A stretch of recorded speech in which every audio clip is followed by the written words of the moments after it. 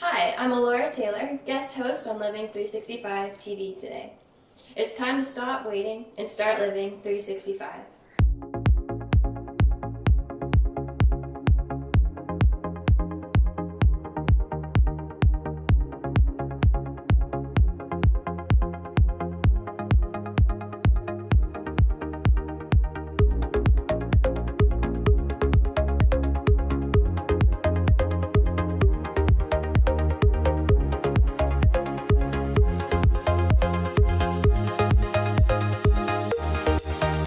Hi, I'm Priya Ali, host of Living 365 TV. It's time to stop waiting and start living 365.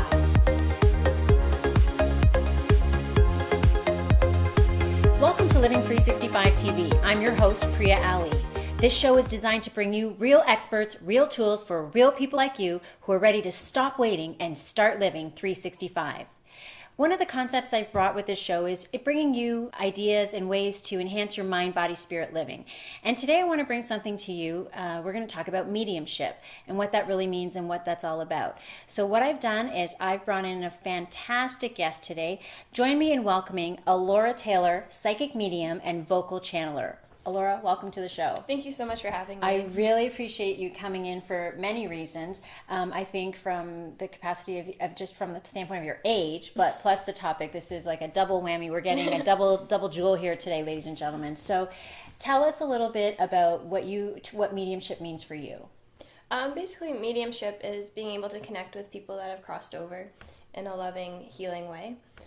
It's helping people get through that loss and really connecting, knowing that there is life on the other side and knowing that they can connect in with that as well. Yeah, and being that I'm a medium myself, I understand where you're coming from. I'll ask you how it came to you to understand that you were and to know you were a medium. For me, how it worked was I always knew I had intuitive abilities. This runs in my family, but in between my third and fourth child, I miscarried a baby. Oh. At the time, I was going through some troubles in my marriage, and after the baby passed, she said to me, I heard her say, I couldn't come to you because there wasn't enough peace in this home. Oh. And so, yeah, it was a bit of a tough message to hear, but in a way it gave me comfort to have the understanding. And I knew I could perform mediumship and to engage in it. But I recognized at that time it was something that I hid because we've had your mom on the show, Tammy Taylor, and I mentioned this, that my aunt was actually institutionalized back in the 60s for her mediumship gift back in South America. In that culture, and in my background, my culture, it's considered a bad thing. It's considered something, evil. And so I was always worried about it, letting people know that I could do it or it was happening for me. But when that happened to me, being able to have that comfort, I recognize that it was a gift to be able to bring other people this comfort, to know what's happened to their loved ones, to know where they are. Now, how did that come about for you to recognize that this was a gift that you had? Well, I kind of grew up in a weird household. My mom's always doing God knows what. And when I was about 18, we started doing our family tree, like the ancestry. Yeah. And that's sort of when everything started, because we ended up connecting in with like my ancestors and my mom's ancestors. And we'd be looking for like information, trying to find like a document to like prove this or that. And it would just hit us. You would just start like, you could feel the emotion. You just start crying and be like, oh, that's the right one. And sure enough, it would be the right one. And all these stories started coming out. And I remember going through my great-grandfather's military stuff online. He was in the Australian military in World War I. And you just start crying, like finding all the documents. And like I could feel him there, and like I could hear him talking to me and like guiding me through all this stuff. So that's basically how it started, was through all the ancestry, doing all the family history. Yeah, and so I think probably the most exposure that people have to mediums right now is Teresa Caputo, the Long Island medium, right? So people will see her and what she does, and it's similar to what I do. I'm sure it's similar to what you do. Now, do you stop people on the street? No. When you see things? No. I don't either, because I just think I don't know. Nothing against Teresa Caputo. Stop as many people as you want, Teresa. But I remember going to an event when I first started practicing mediumship, and hearing somebody for the person in front of me, and actually stopping them and saying, like, I just said, I have this message if you want to receive it. And this woman looked at me like I had 3 heads. And in hindsight, I could see how she would feel that way. It can be a bit disconcerting for people. So there's a bit of fear around what mediumship is. Can you speak about that, like what it is and what it isn't? What it isn't is something scary. It's never like this, like dark, evil thing. What it is, it's very healing and very loving. It's knowing that you're okay, and they're okay, and knowing that you're not alone. It's knowing that they never really gone anywhere. It's that they're very close still. Yes, it should never be anything scary or evil. Yeah, definitely. Yeah. And so we're, it's not about, because I'll get into the fact that you're a vocal channeler as well. Yes. So I can recall myself working with another healer to do clearings. And when because mediumship, there is training for mediumship. Yes. There is training, but when it starts to come to you, sometimes you may not have access to the guides and understanding what's actually happening for you. So I remember working with her, doing a clearing in a house and channeling through the person that we were trying to help clear and cross over. And she said to me, because that person's voice started coming through me, and she said, I didn't know you did deep trance channeling. And I said, oh yeah? I didn't know either. So, because I had no idea what she was talking about. And I just assumed that all mediums did that. So I just want to differentiate a little bit about that, the voice channeling, and how the difference in being a trance medium, what the difference is. For vocal channeling, it's basically connecting in with what I do is I connect in with higher beings or loved ones that have crossed over, depending on what energy you're connecting in with. And basically they're using you as like a vessel to speak. So you're basically in a direct conversation with either your loved one or a higher being, whoever you're connecting in with. And mediumship, or psychic mediumship, is all your hearing, seeing, feeling, knowing, getting all your information through that, as opposed to directly. Yeah. And so I'm curious, because this is a fun show for me, because I don't really get to speak to other mediums. So does your voice ever change?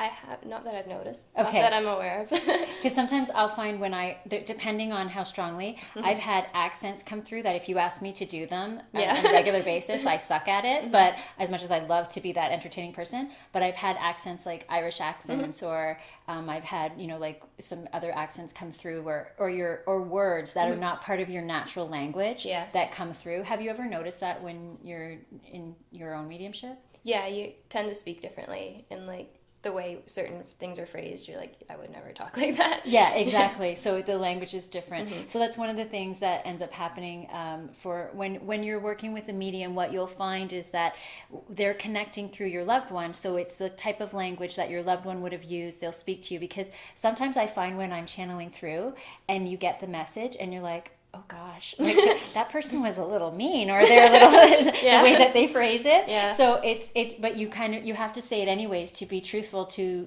our gift, is to just say what comes in. So have you ever had that happen where something comes through and you kind of, you're thinking, do I really, this is not something that I would say to somebody, but to bring it through? I've had like sort of touchy subjects, like either like a suicide or something really like a murder, even like, where you kind of have to figure out like a different way to say it. Yeah. So it doesn't sound so, you're not so blunt about it. Yeah, because it's not that we're not caring. No. But you're trying to bring through that message, and deliver it, but as with integrity and to keep it intact.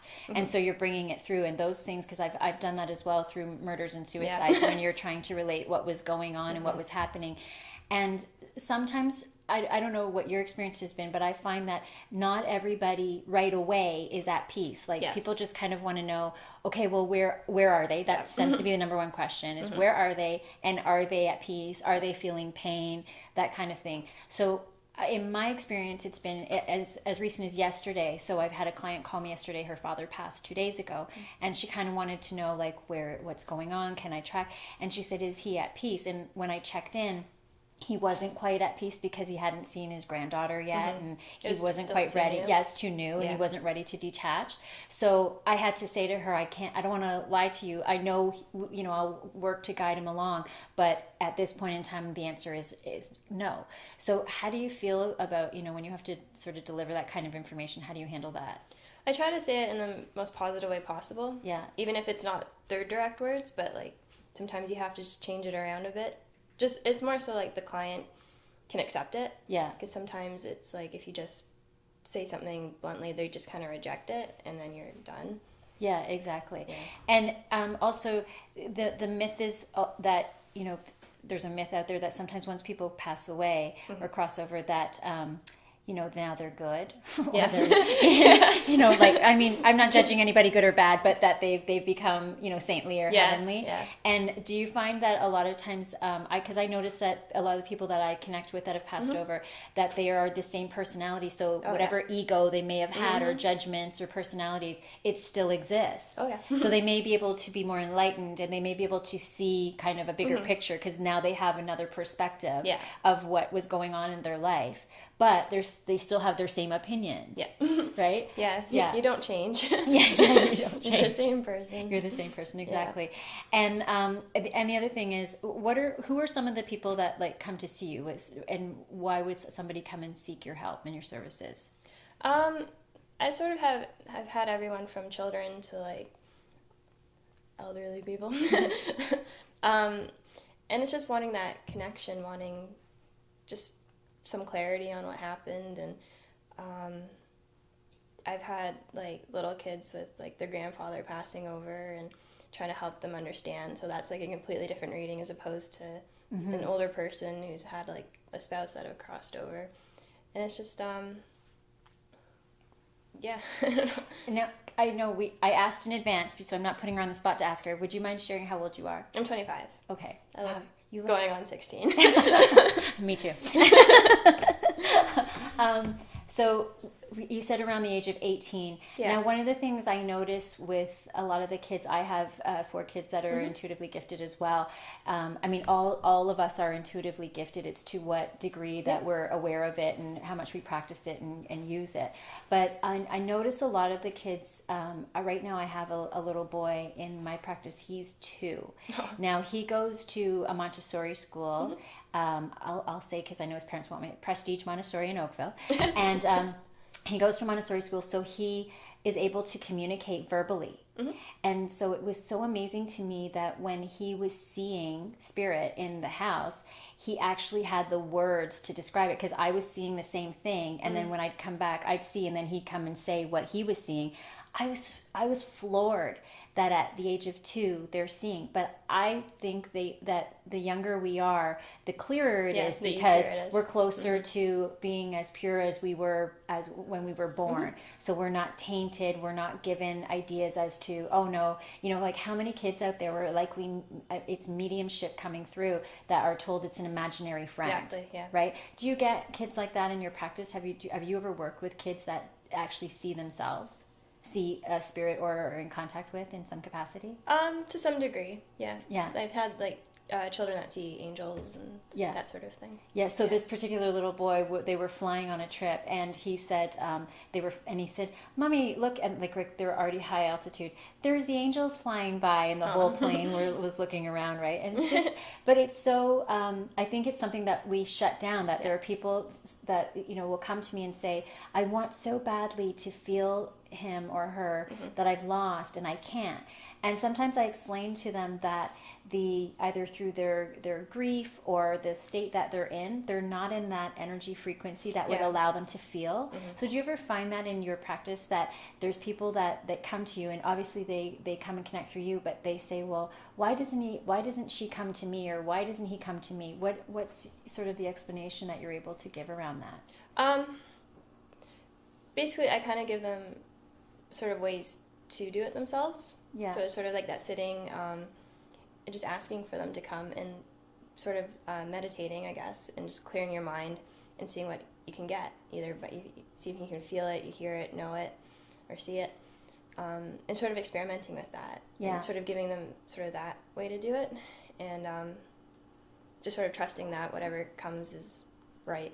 Yeah, and that's a big thing, because I think I don't know about you, but when I first started, and even sometimes now, because it's a pretty remarkable skill to have and gift to have, and when you actually connect and you get things like, sometimes names will come up for me, or objects, and people will say to you, like, how did you know that?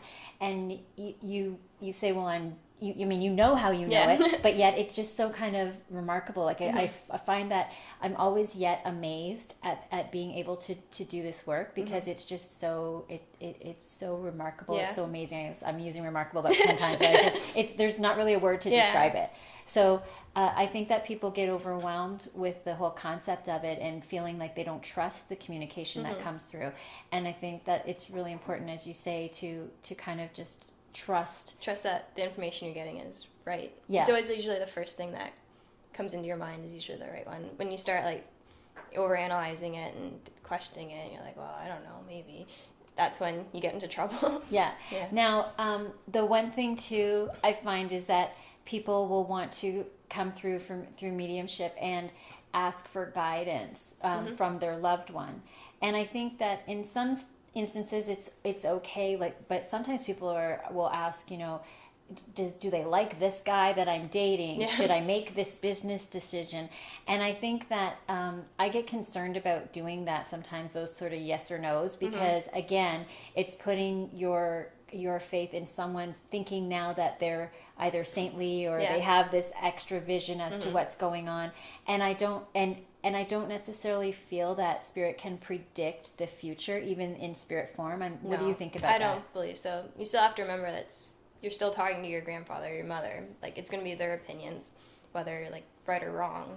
They're going to be their opinion, and you can take it for what it is. But I mean, it's not this magical guidance kind of thing. Yeah, and that's one of the things I really want to get across to people, that when they do come in for mediumship, that yes, absolutely connect with, and you can maybe pass something by, but I'm not one to encourage people to make life-altering decisions based on the fact that they've checked in with someone who's there.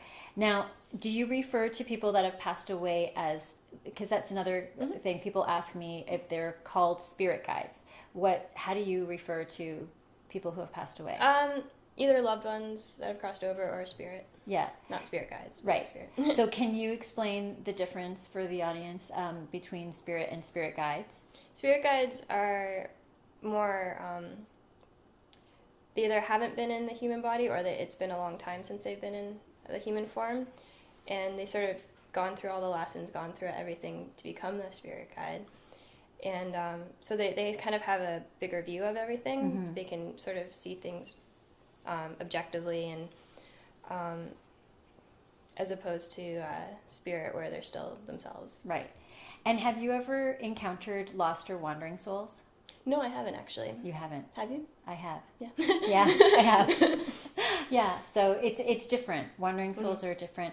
What I find with that is so the way that it's sort of shown to me, and you can jump in with however it's been presented to you, because we can give both perspectives, is that when people pass away, the way I see it is, a lot of times on the movies they'll show that long hallway of light kind of thing, so there's a portal to kind of where we cross over. Yep. And sometimes when people die suddenly, either through suicide, trauma, or they just weren't expecting it, there's often a time where they're resistant to it, and they maybe don't make it into the light, so to speak. So I find that sometimes they're wandering around, or they're lost. And so I've been encountered instances where we want to bring them in and just guide them along. And a lot of times I find that with people, they'll experience, because wandering souls want bodies. They because they don't want to give up that human existence. So at times they may want to use someone else's energy, and it's not like being possessed. It's different. It's sort of like when you hear somebody say, well, she's not herself today, to me, the way I see it is that sometimes there's somebody that might use your human form, in the sense that there's a really, I want to make a distinction. It's not being possessed, but it's just something that the energies is there mixed in with yours, because when your frequency is low, like the way I talk about energy is like this cup, and there's water in this cup, and yet there's space in this cup. So if your energy is really high, there's no room for anything like that. But sometimes when things get low, I notice that sometimes wandering souls can kind of look around and mix with your energy. They're not using you, but they mix their energy with yours. So what we do is bring up the energy of that person, so fill their cup up, and then move the wandering soul or the lost soul over into the light. So that's been my experience. I don't know what anybody else's experience. So, but I'm glad that you're being able to work with spirit and guide people along. Now, how about do you work with animals at all? I haven't. No. You haven't. Okay. So that's something else that mediums can do. I work with animals. In fact, I just worked with, in the last month, unfortunately, a very close friend of mine and client has lost 2 of her dogs. And again, so it's the same kind of thing. Like when we're working with people, is animals go through the same perspective. The only difference is it becomes where you can actually hear the animal. So I guess there's some people that actually animal whisper kind of thing in life, but it carries on the same way going through with animals. Like I've connected in with my cats. You have passed over. Yeah, but I haven't read anybody that has. You haven't read anybody. Yeah. Okay. And now, how do you think? You've grown up in a home where this is really open, accepted, and probably revered, right? Versus if this was coming to you and you weren't in such a supportive environment, what could you say to other people, particularly young people that are experiencing what they might be through having the gift of mediumship?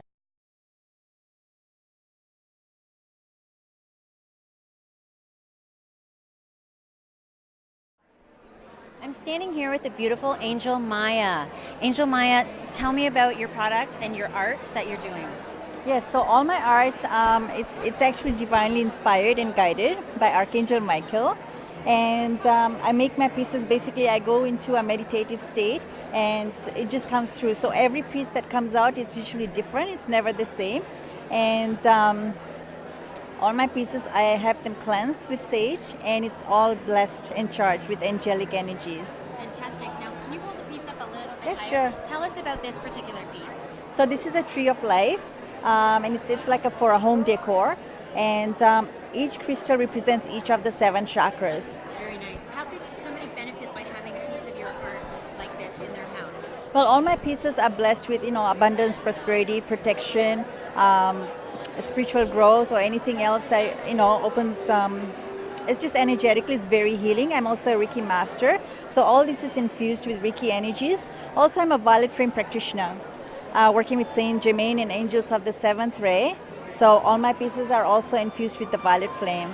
Yes, and you also offer a lot of retail products as well, one of which I was just looking at, which was this chakra soap. I'll let you hold that. Okay. So I think that's really cool, because I do chakra healing as well, and to know that you have products that can help people heal their chakras right in the shower. Yes, because different essential oils are connected to different chakras, like aromatherapy, right? So just inhaling and using that product actually activates those chakras. For example, this is for the 3rd eye. So I have one soap for each chakra. I'm a distributor it's called Smell My Chakras, which is a company based in BC. And so. Perfect. I'll let you know, I touched the throat chakra soap for about 30 seconds and my throat chakra started going off. So they really work. Now, where are you located physically, and where can we find you on the web? Yes, so I'm located in Mississauga, and my website is www.angelblessings.co. My phone is 647-637-4229. And major intersection, Burnham Thorpe and Erin Mills. So if you can just give me a call. I'm also a Reiki practitioner for healing, and I also do angel reading, so that's where you can find me. That's great. Thank you so much for doing what you do. Thank you so much. It was a pleasure. Yes. Angel Maya.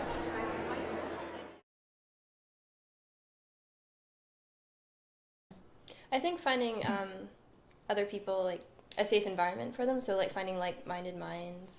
That's the right word, right? Yeah. Like-minded. That doesn't sound right. But finding people with the same interests. Finding somebody that can, like almost like a mentor that can guide them along. I think there's lots of places you can go. Even online, looking online for somebody to connect with, and you can Skype with somebody. books. There's tons of books out there that can help sort of guide people along.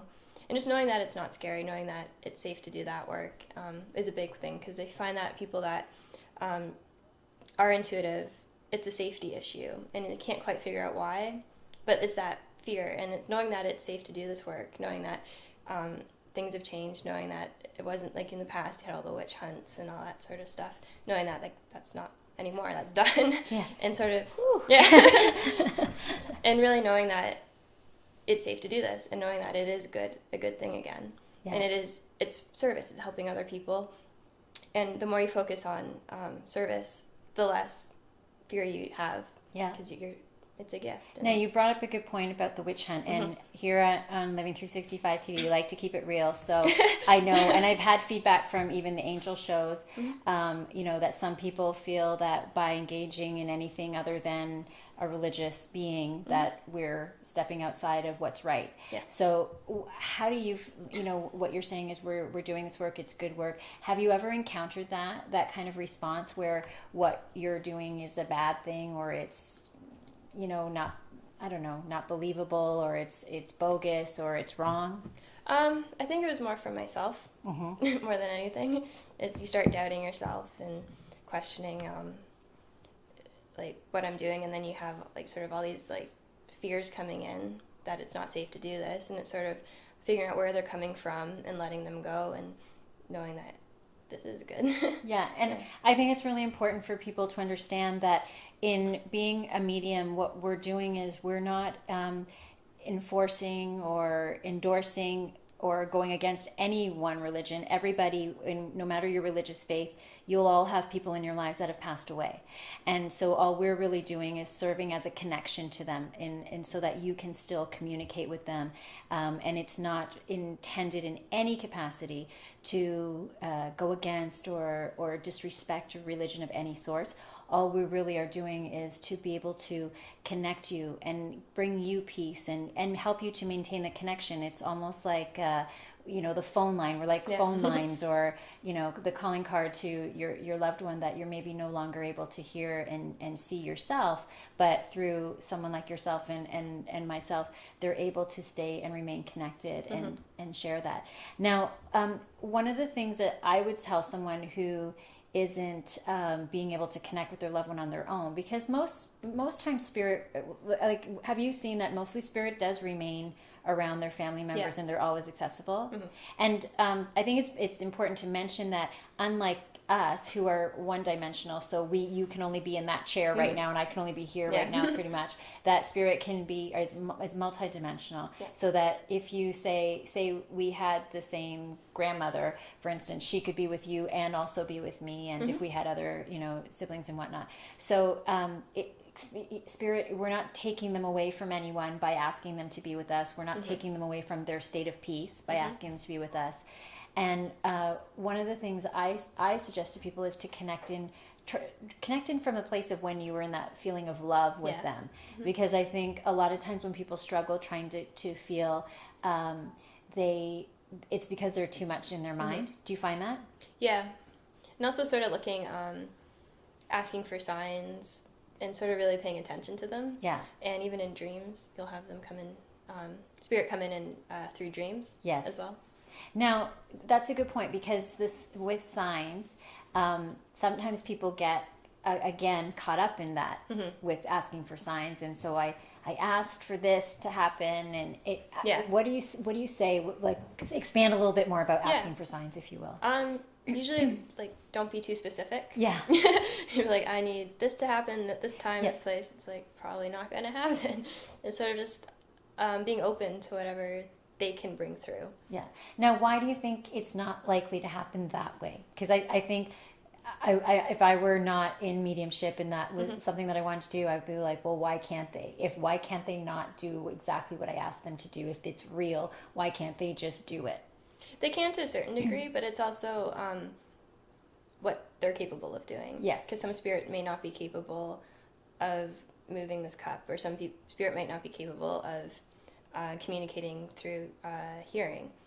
So it's just, you have to work with what the spirit can do. what they can't do. So that's a huge point for people to recognize that it's not necessarily a desire thing, or it's not that they're not doing it because it's not real. It's that there are limitations to what spirit can do as well, just like how we have limitations on our side. So if we're a little bit limited on our side with what we're able to do, and they're a little bit limited on their side, they may not be dropping pennies from heaven. Yes. Please don't look for them. However, I mean, but at the same time, still ask for signs, and just really, as you say, pay attention, because oftentimes there'll be, when I connect, sometimes spirit will say, I've been leaving signs. Can you get them? Like, besides knocking someone on the head, they've been leaving signs everywhere, but people are not really paying attention or knowing what to look for. So once again, can you just reinforce once again, what are some of the signs and how to pay attention to them? You might get something like repeated, like a number repeating, or like a word repeating. You might turn on the radio in the car, and a line of a song will really stand out, or a certain song will stand out. You might just come across their picture one day, stuff like that. Yeah. Sometimes I find scents. People will smell. Like, I get a lot of people that will come up and say they started just smelling. Like, I had a lady the other day say that she was smelling cigarettes in her house. So every time, and I picked it up to be someone who had lived there prior to. Okay. So he was a smoker. So when she was hanging out in the corner where his chair was, he'd be like, "Yeah, let's just kick it back and watch some TV here." So those are some of the things that happen. And just little things, like sometimes with electronics, I'll find spirit will move things with electronics, lights on, bugger up clocks, just little things that kind of make you, I think what they're trying to do sometimes is get your attention as well. So generally, I think when I've noticed through some of my readings, when spirit's trying to get someone's attention, they might do things that are a little bit irritating, so that it'll actually push you to want to find out more or make it stop. And that's how sometimes I find that people will come to me because they're having some sort of issue and they want it to stop, and then that's when the message actually comes through. Yeah, even like I used to get phone calls at like 3 a.m. and there's like no one on the line. It'd just be a dead line. That happened last night actually to my boyfriend. Yeah. The phone just rang at 3 a.m. and it's just like beep, it's just like nothing. Wow. Yeah. It was like, oh God. Now, do you ever feel like that though, in terms of shutting? That's a question I get a lot too, being a medium, is, so are there spirits around you all the time? Like, do you see dead people everywhere, kind of thing? How does that work for you? Do you shut it off? How do you manage it, the gift? I've learned to shut it off.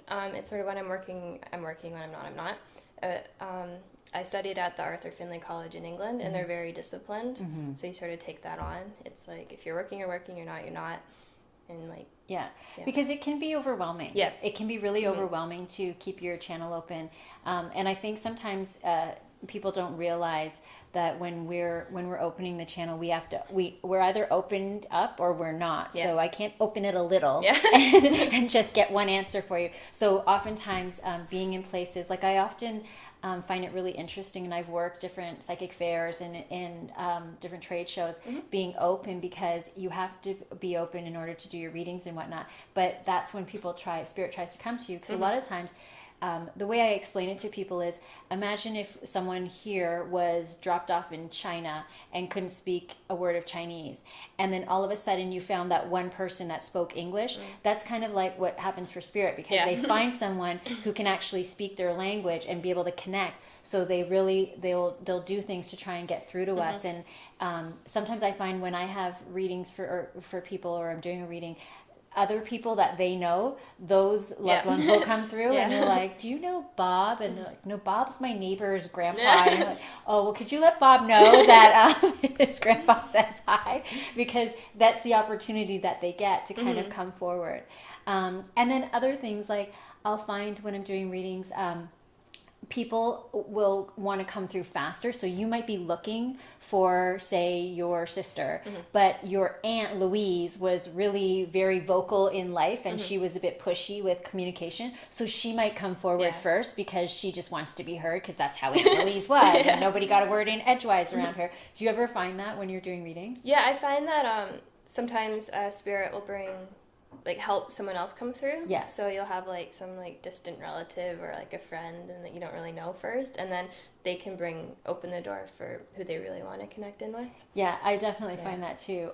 It's sort of like, well, why is somebody else will come through to help you make a connection to someone else so that you can actually, and it's not always just for the client. Sometimes it's for us as the medium, because the way that we process the communication, it's you know, it's a little bit challenging to explain, but it's either they have to communicate in our language that makes sense to us in a way so that we can communicate it back to the client. So I'll find sometimes they'll show me things, and the more eclectic like me that you are, the things that they'll have to show me in order for my mind to make the connection and be able to present it to the client can be pretty interesting. Yeah. But Yeah, they use your dictionary. Yeah, they use your dictionary to be able to communicate with you so that you can present it to the client.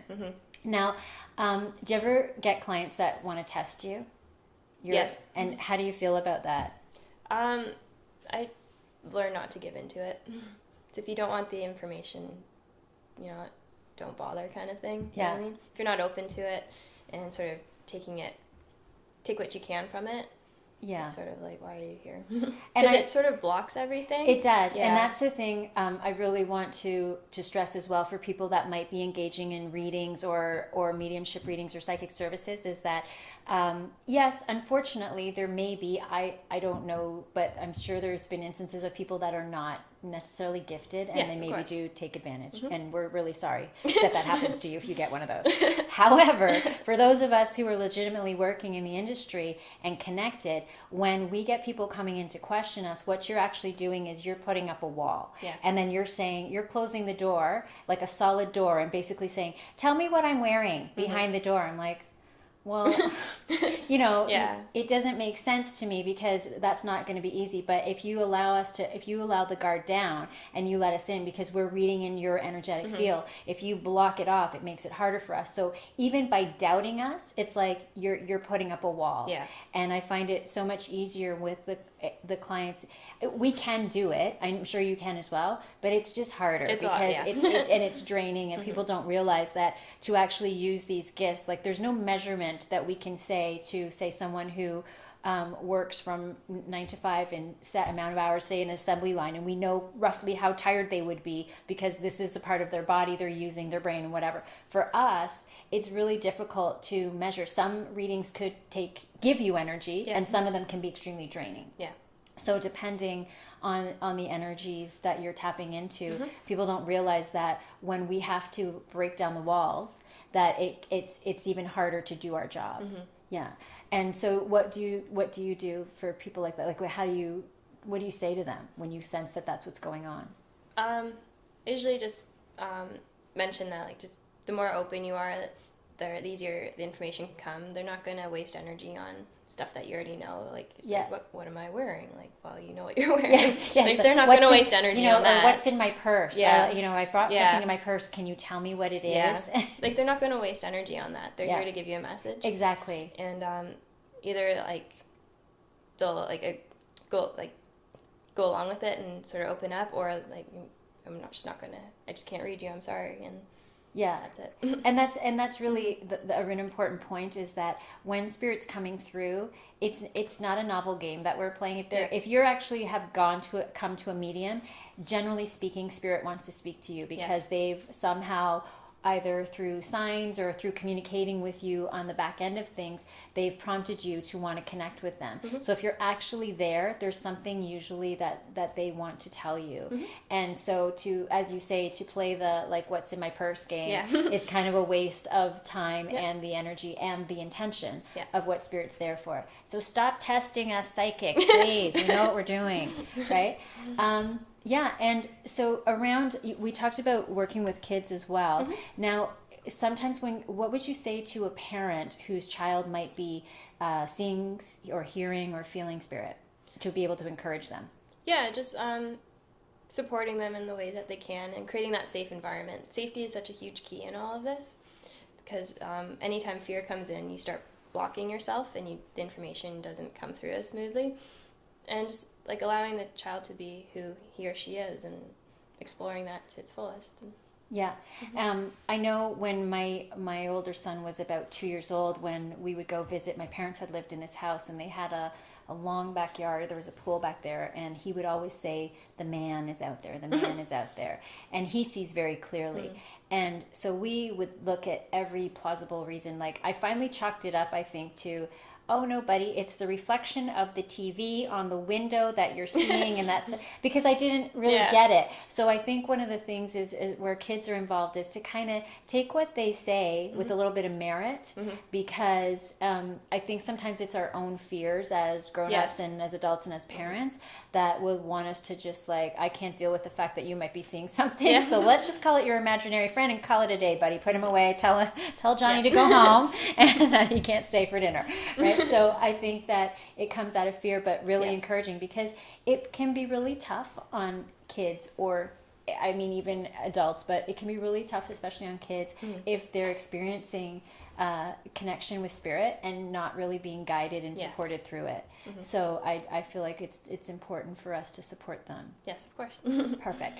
Now, where can people find you? Because I feel, if I read correctly, you've been you're known as TorontoMedium.com. TorontoMedium.com, right? Yeah. But were you not voted as one of the best mediums, or? It was the top 25 mediums in Toronto, or the GTA. Top 25 medium in the GTA. That's really amazing. And I really want to congratulate you and thank you for doing this work, because it's not an easy job, I know. And especially, that you're much younger than me, that you've taken this responsibility on to be able to bring these messages through and help bring people peace in their minds and in their hearts as to where their loved ones are, and for the people that have passed away, to serve as that connection. I really wanted to congratulate you, commend you, and thank you for doing this. It's thank you. Appreciate that. Now, once again, we can find you at TorontoMedium.com. Yes. And do you have anything up and coming in terms of workshops, or are you currently just doing your readings? Yeah, we have a workshop on November 24th in Toronto. It's a channeling workshop, introduction to channeling. Perfect. And on the 25th, November 25th, we're doing a Lightworkers Development Circle in Oakville. And anything in December, January scheduled yet, or should we just visit your site? Just visit the site. Elora just busted us out on the fact that we're pre-filming the show.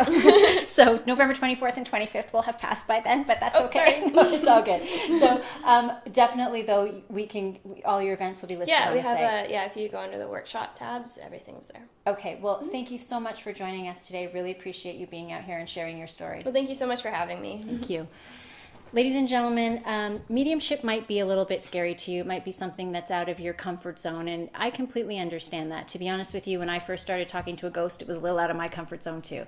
So I completely understand, but I encourage you to keep your mind open and keep your heart open.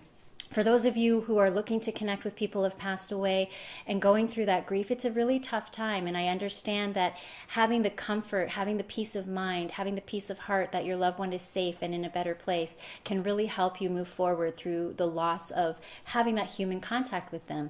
So for those of you who are comfortable enough to open that up for yourselves, I encourage you to do so. For those of you who may need help, please do seek the assistance of a medium like myself or Elora. There's many others out there, and help yourself to have that peace of mind and that closure, and remain connected. Your loved ones will always be with you in your heart. As always, I'd like to remind you to stop waiting and start living 365.